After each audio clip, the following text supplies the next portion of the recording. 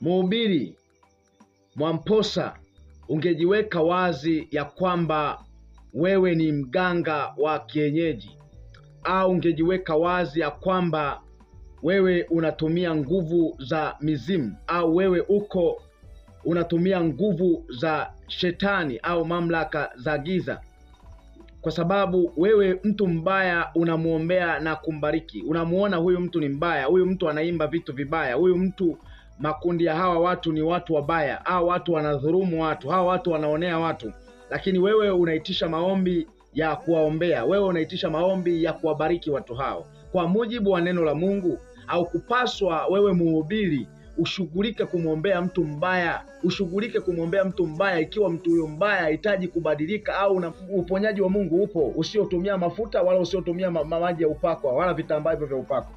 Sasa Biblia, nilikusomea kipindi kile kitabu cha Yeremia. Biblia nasema, basi wewe Yeremia usiwaombee watu hawa, wala usiwapazie sauti yao, wala usiwatakie dua, kwa maana sitawasikia watu hawa. Hauoni wanayotenda katika njia kuu? Hauoni wanayotenda katika njia panda, njia kuu za Yerusalemu?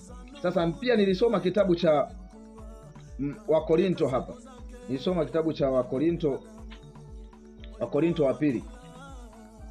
wa pili hapa, sura ya 6 inasema, msifungiwe nira pamoja na wasioamini kwa jinsi isivyo sawasawa.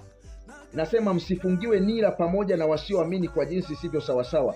Kwa maana pana urafiki gani kati ya haki na uasi? Tena pana shirika gani kati ya nuru na giza?